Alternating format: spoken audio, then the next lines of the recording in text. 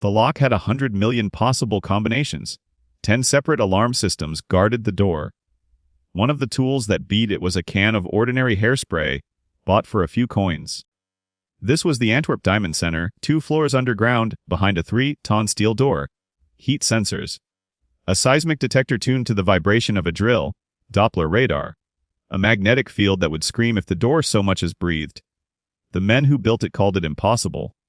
On the morning of February 16, 2003, someone opened it, emptied 123 safe deposit boxes, and walked out with over $100 million. No alarm ever sounded. You have locked a door tonight. You will lock one tomorrow. And somewhere in the back of your mind, you believe the lock is the thing keeping you safe. It is not, it never was. The building sat in the heart of Belgium's diamond district, where roughly 80% of the world's rough diamonds pass through. This is the most watched square mile in Europe. Police stations, armed patrols, vehicle barriers, cameras on every corner.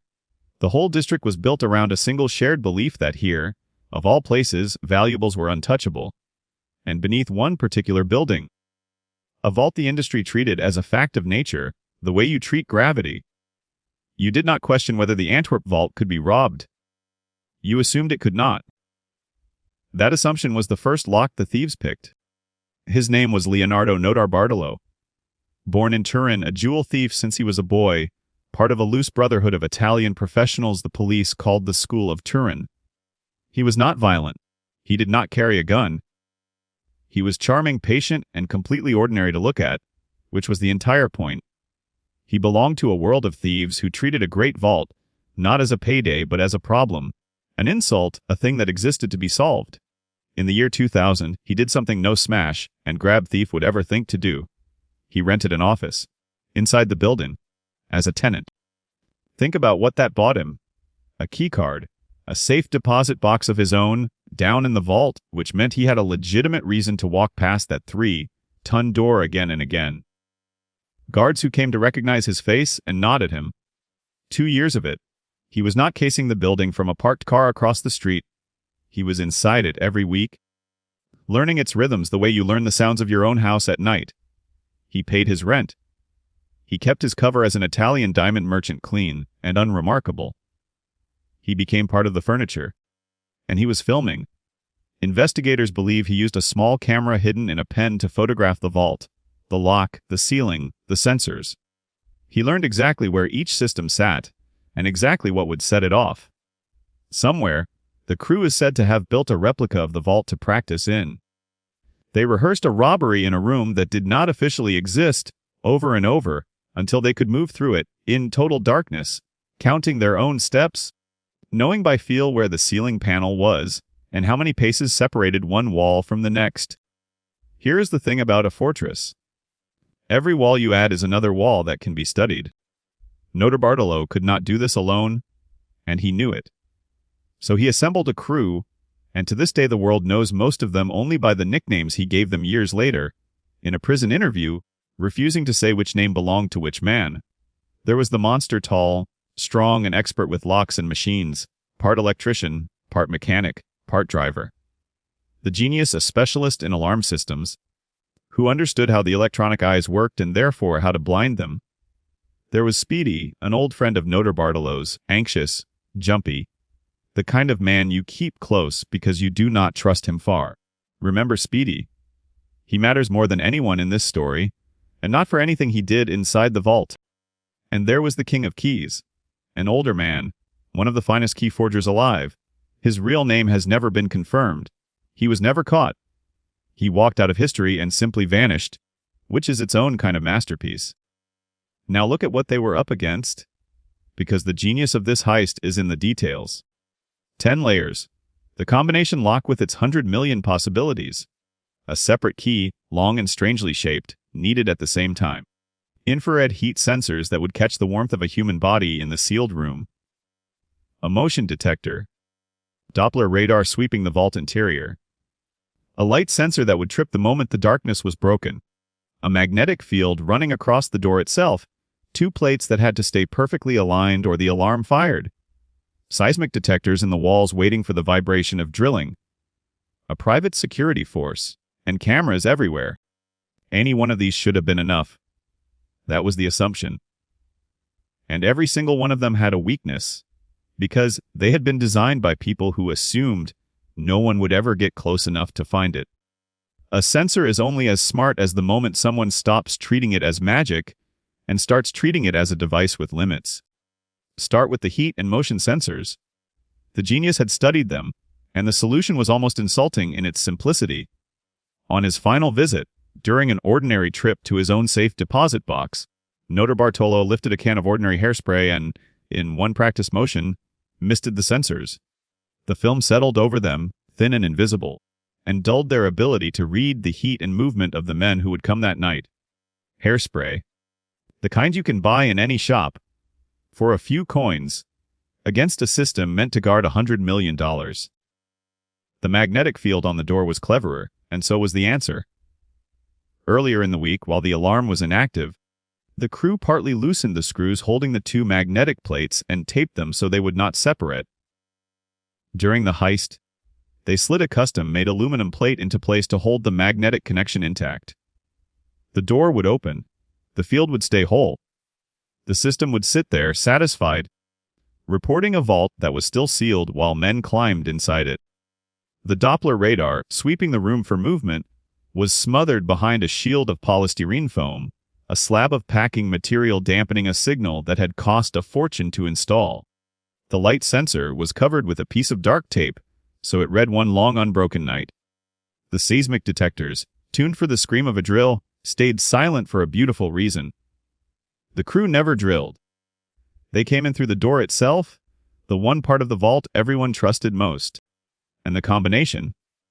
Notarbartolo had recorded the custodian entering it, the dial turning, on that hidden camera aimed at the vault door. Every digit captured on film, by the man who nodded at the guards on his way to his own box. The king of keys handled the rest. On the weekend of February 15th and 16th, they moved.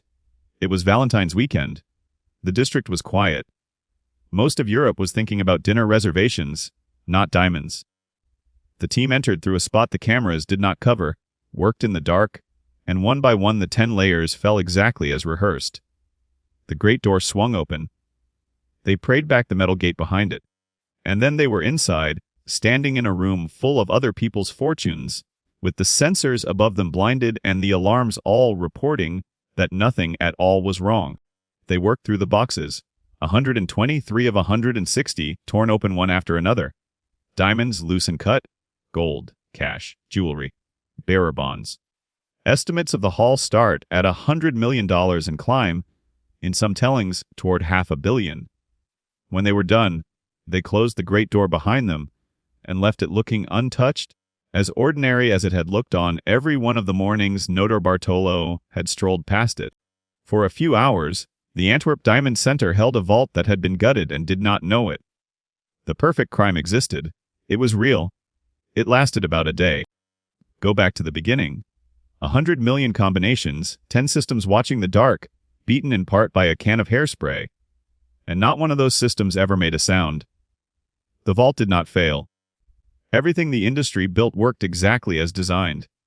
The thieves simply understood the design better than the people protecting it. That is the part that should unsettle you, because it means the failure was never in the steel. It was in the certainty. The vault had become so trusted that no one imagined it needed watching. And a thing no one watches is already half open. And it is exactly that certainty that undid them. They had done the impossible. All that remained was the boring part, the part any of us would rush through, because the hard work is behind us. Notarbartolo and Speedy had to dispose of the evidence. Bags of it. Receipts, packaging, tape, the small incriminating debris of a 2-year operation. The plan was simple. Drive out of the city, scatter it somewhere it would never be connected to them, and disappear into Italy to divide the spoils among the crew. But Speedy was Speedy. Anxious, rattled, sitting on the biggest secret of his life, jumping at every set of headlights in the mirror. And somewhere along a stretch of road between Antwerp and Brussels, that anxiety won. The evidence got dumped, hastily, in a patch of woods off the motorway, tossed rather than buried, scattered rather than hidden. The men did not know who owned that patch of woods. His name was August Van Camp. A local man with a particular habit: he hated litter, patrolled his land for it, and reported dumping to the police as a matter of routine. Of all the ground in Belgium, they had scattered the one crime of the century across the property of a man who went looking for other people's trash. He found it.